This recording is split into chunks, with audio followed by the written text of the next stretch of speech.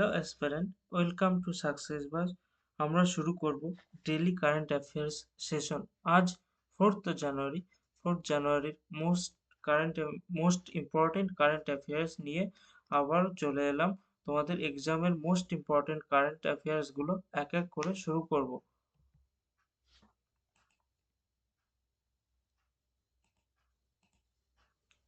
প্রথম কারেন্ট অ্যাফেয়ার্সটি হলো ভারতের নতুন controller and editor general CAG K Sanjay Murthy হায়দ্রাবাদে centre of excellence for financial audit, যাকে সংক্ষেপে সিওইএফএ নাম, সেটির উদ্বোধন করেছেন কে সঞ্জয় মূর্তি।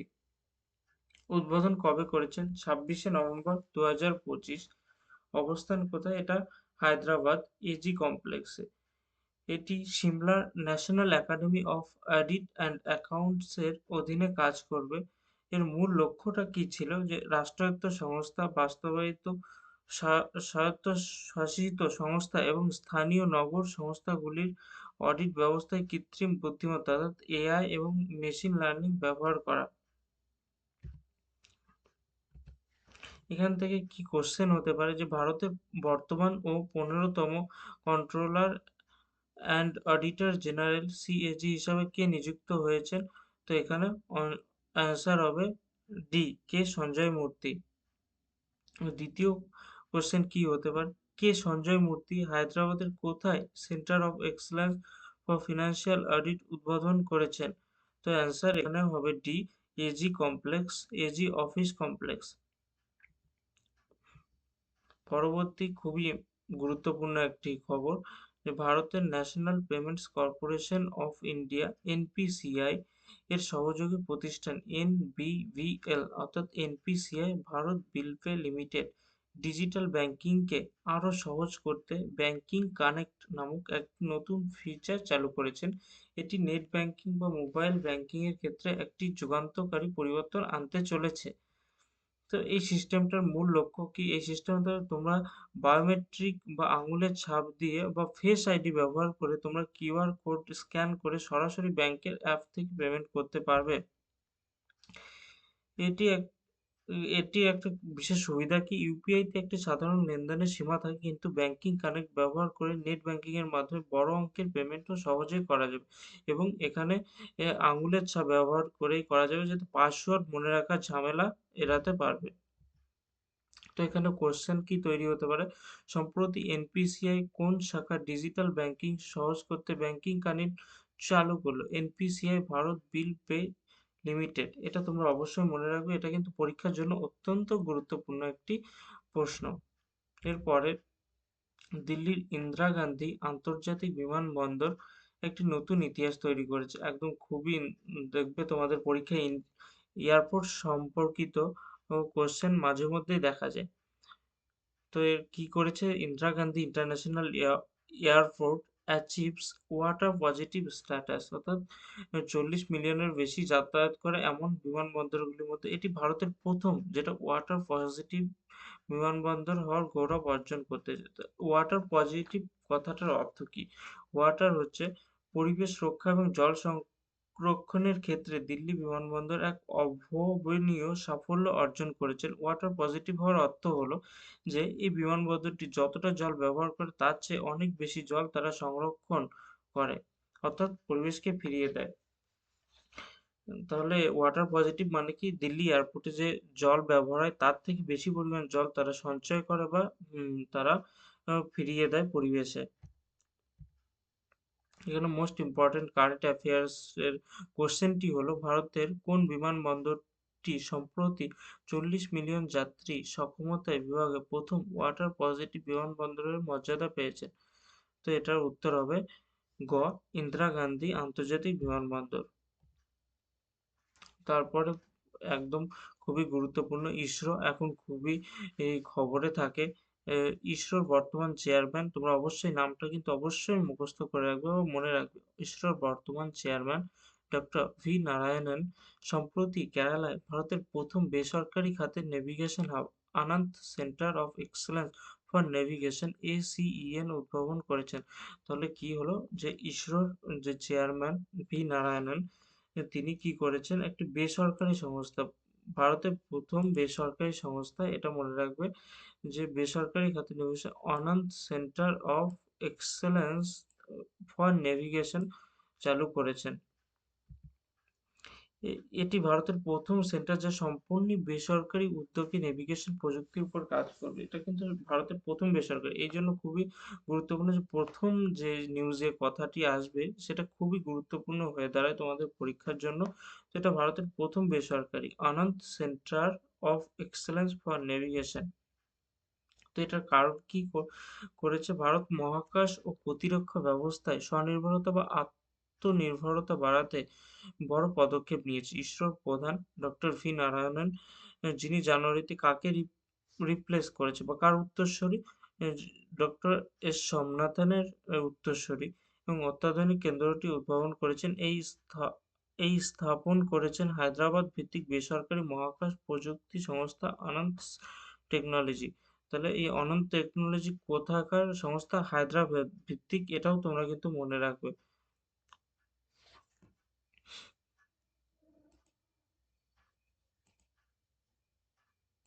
হায়দ্রাবাদ ভিত্তিক সংস্থা আনন্দ centre of technology.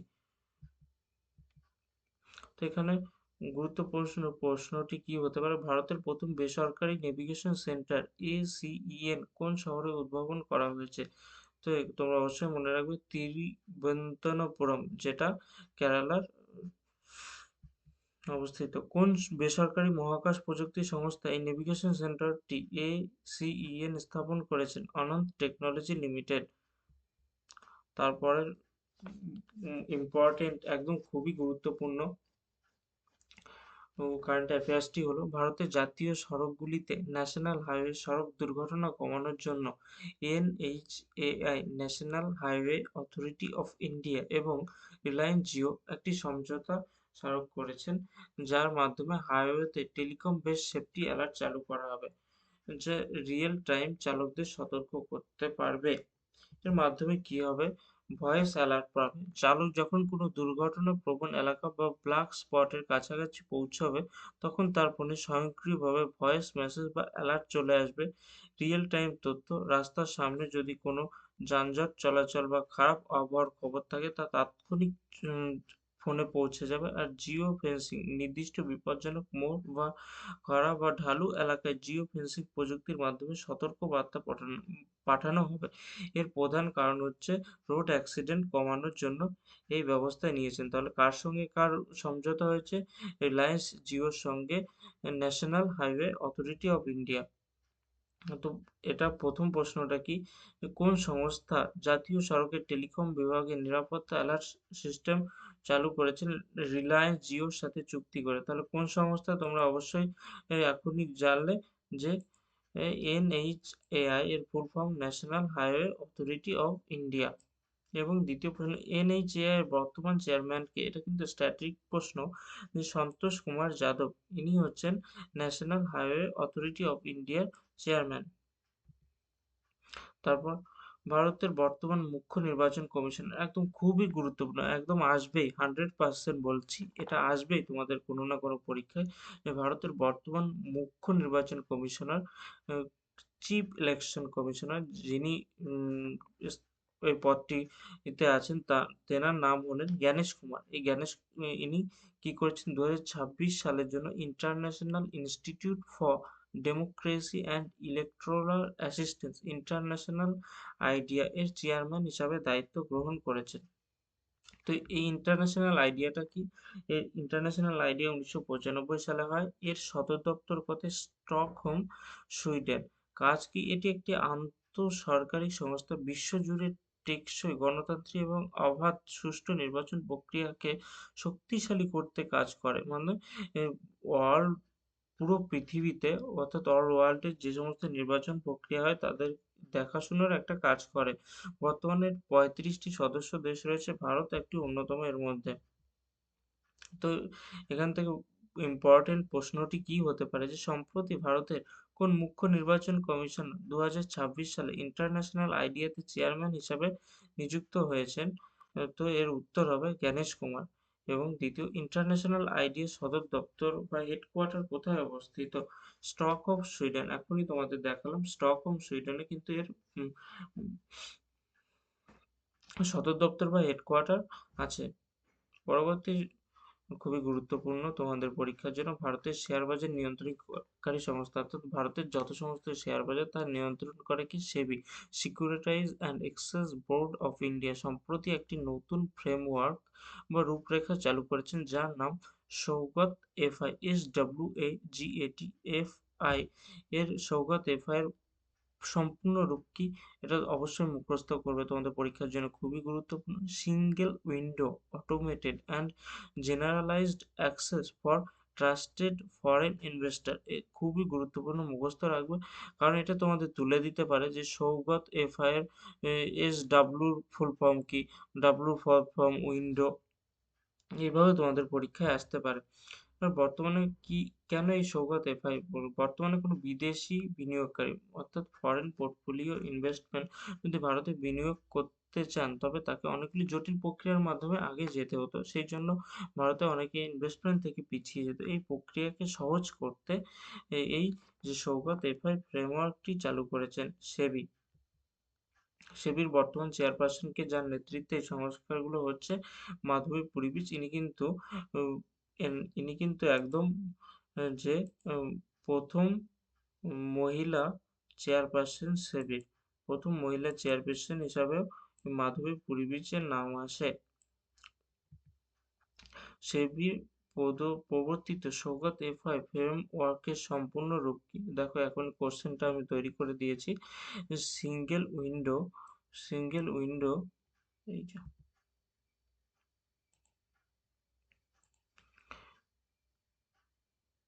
single window automated and generalized access for trusted foreign investor, তোমরা কিন্তু একদম এটা মুখস্থ করে নেবে, পরীক্ষার জন্য খুবই গুরুত্বপূর্ণ। উড়িষ্যার পুরীতে বিশ্ব শক্তি সম্মেলন গ্লোবাল এনার্জি লিডার সামিট এর আয়োজক নবীন ভারত, অর্থাৎ গ্লোবাল এনার্জি লিডার সামিট কোথায় হোস্ট করা হবে? কোথায়? পুরীতে, উড়িষ্যার পুরীতে। এই সম্মেলনের মূল বিষয়বস্তু কি? Green hydrogen. উড়িষ্যাকে ভারতের গ্রিন হাইড্রোজেন হাব হিসাবে গড়ে তোলার পরিকল্পনা করা হয়েছে, খুবই গুরুত্বপূর্ণ। এবং তোমরা মনে রাখবে যে উড়িষ্যাকে ভারতের গ্রিন হাইড্রোজেন হাব হিসাবে গড়ে তোলার পরিকল্পনা করা হয়েছে, এবং এটা কিন্তু পরীক্ষায় আগেও দেখা গেছে, ভবিষ্যতেও দেখা যাবে যে নেট জিরো কার্বন ইউজকে একদম জিরো করার গোল কত? 2070 সালের মধ্যে নেট জিরো লক্ষ্যমাত্রা অর্জন করতে চায় ভারত কার্বন ইউজে। তো 2025 সালে গ্লোবাল এনার্জি সামিট ভারতের কোন শহরে অনুষ্ঠিত হবে? এক্ষুনি দেখলে, কোথায় হবে? পুরীতে, পুরীতে। এবং দ্বিতীয়ত, ভারত কত সালের মধ্যে নেট জিরো কার্বন এমিশন বা কার্বন নিরপেক্ষ হওয়ার লক্ষ্যমাত্রা নির্ধারণ করেছেন? 2070 সালে। এখনই তোমাদের দেখালাম 2070 সালে। এটা কিন্তু খুবই গুরুত্বপূর্ণ এবং অনেক পরীক্ষায় এসেছে এবং ভবিষ্যতেও আসবে যে নেট জিরো টার্গেট কত, নেট জিরো কার্বন এমিশনের টার্গেট কত? 2070 সাল। পরবর্তী প্রখ্যাত হিন্দি কবি ও ঔপন্যাসিক জ্ঞানপীঠ পুরস্কার অর্থাৎ জ্ঞানপীঠ অ্যাওয়ার্ডি বিনোদ কুমার শুক্লা এর জীবন অবসান ঘটেছে। অর্থাৎ এটা কেন গুরুত্বপূর্ণ? অবিচারী, কারণ হচ্ছে ইনি জ্ঞানপীঠ অ্যাওয়ার্ডি। বিনোদ কুমার শুক্লা তার দীর্ঘ জীবনে অসংখ্য সম্মান লাভ করেছে, তার মধ্যে জ্ঞানপীঠ পুরস্কার সাহিত্যের সর্বোচ্চ ভারতীয় সম্মান, জ্ঞানপীঠ পুরস্কার, সাহিত্য একাডেমি পুরস্কার পেয়েছিল 1999 সালে তার দিওয়ার মে এক খিড়কি রাহতে থি উপন্যাসের জন্য, এবং পেন বা নাবোকভ অ্যাওয়ার্ড 2023 সালে আন্তর্জাতিক স্তরে আজীবন অবদানের জন্য তিনি এই মর্যাদা পান। সম্প্রতি প্রয়াত বিনোদ কুমার শুক্লা কোন ভাষার সাহিত্যিক ছিলেন? তাহলে তোমরা দেখো এখানে সঠিক উত্তরটি হবে হিন্দি। রাষ্ট্রপতি দ্রৌপদী মুর্মু বিকশিত ভারত গ্যারান্টি ফর রোজগার অ্যান্ড আজীবিকা মিশন গ্রামীণ বা সংক্ষেপে ভিভিজি রামজি বিলে স্বাক্ষর করেছেন। এই নতুন আইনটি 2005 সালের পুরানো মহাত্মা গান্ধী জাতীয় গ্রামীণ কর্মসংস্থান গ্যারান্টি আইন বা মনরেগা 100 দিনের কাজ যেটাকে আমরা পরিচিত 100 দিনের কাজ বলে সেটাকে প্রতিস্থাপন করছে। অর্থাৎ যে মনরেগা যে এতদিন চলছিল মনরেগা বলে যে ১০০ দিনের কাজ সেটি এখন নাম পরিবর্তন করা হয়েছে। এখানে কি করা হয়েছে ভিবিজি রামজি বিকশিত ভারত গ্যারান্টি রোজগার আজীবিকা মিশন। এখন থেকে গ্রামীণ পরিবারগুলি ১০০ দিনের পরিবর্তে ন্যূনতম ১২৫ দিনের নিশ্চিত কর্মসংস্থান পাবে। অর্থাৎ ১২৫ দিনের পরিবর্তে ১২৫ দিনের কাজ পাবে। নতুন আইনের নাম কি? ভিভিজি রামজি প্রতিস্থাপিত আইন অর্থাৎ কোনটি পরিবর্তন করে? মনরেগা ২০০৫ এর মনরেগাকে পরিবর্তন করে ভিভিজি রামজি নিশ্চিত কাজের দিন বাড়ানো হয়েছে ১০০ থেকে ১২৫ দিন এবং মজুরি প্রদানের সময় অর্থাৎ আগে যে ডিলেটা হতো বা দেরি হতো সেটাকে পরিবর্তন করে ৭ থেকে ১৫ দিনের মধ্যে কাজ শেষ হওয়া ৭ থেকে ১৫ দিনের মধ্যে তাদের অ্যাকাউন্টে ডাইরেক্ট ট্রান্সফার করে দেওয়া হবে তাদের মজুরি এবং বিরতির পর যে কৃষকদের যে মনসুন যে সময় কৃষিকাজের সময়টা থাকে সেই সময়টা ৬০ দিন বিরতি পিরিয়ড হিসাবে রাখা হয়েছে। তো রাষ্ট্রপতি দ্রৌপদী মুর্মু সম্প্রতি কোন আইনটিকে প্রতিস্থাপন করে ভিভিজি রামজি বিলে সম্মতি দিয়েছেন? তোমরা বলো এখানে কি হবে? তাহলে এখানে উত্তর হবে খ মানরেগা। এবং দ্বিতীয়টি হচ্ছে নতুন ভিভিজি রামজি আইনের অধীনে গ্রামীণ পরিবারগুলোকে কত দিনের নিশ্চিত কর্মসংস্থান দেওয়া হবে? কত দিনের নিশ্চিত আগে ছিল ১০০ দিন এখন কত হচ্ছে ১২৫ দিন। দেখো যে তোমাদের পাশের ছবিটিতে দেখা যায় বিকশিত ভারত গ্যারান্টি ফর রোজগার অ্যান্ড আজীবিকা মিশন বিল ২০২৫ পাঞ্জাবের জালন্ধরে অবস্থিত প্রাচীন দেবী তালাব মন্দির প্রাঙ্গণে বিশ্বের অন্যতম প্রাচীন শাস্ত্রীয় সঙ্গীত হরিবল্লভ সঙ্গীত সম্মেলনের ১৫০তম আসর শুরু হয়েছে। এটা তোমাদের আমি কেন তুলেছি? যে জিনিসগুলো দেখবে ১০০ বছর হচ্ছে, ১৫০ বছর হচ্ছে, ৫০ বছর হচ্ছে এই সমস্ত জিনিসগুলোই খুবই পরীক্ষার জন্য খুবই গুরুত্বপূর্ণ হয়ে দাঁড়ায়। তো সেই জন্য হরিবল্লভ সঙ্গীত সম্মেলন marks 150 years of Indian oldest classical musical festival একদম ইন্ডিয়ার পুরোনো একটা ক্লাসিক্যাল মিউজিক ফেস্টিভ্যাল ১৫০ বছরে পা দিয়েছে এটা খুবই গুরুত্বপূর্ণ।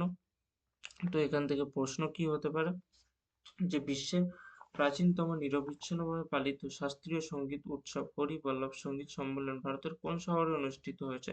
তো এখানে উত্তর কি হবে? জালন্ধর। ধন্যবাদ তোমাদের আমাদের পাশে থাকো এবং আমাদের চ্যানেলটিকে শেয়ার অ্যান্ড সাবস্ক্রাইব করো।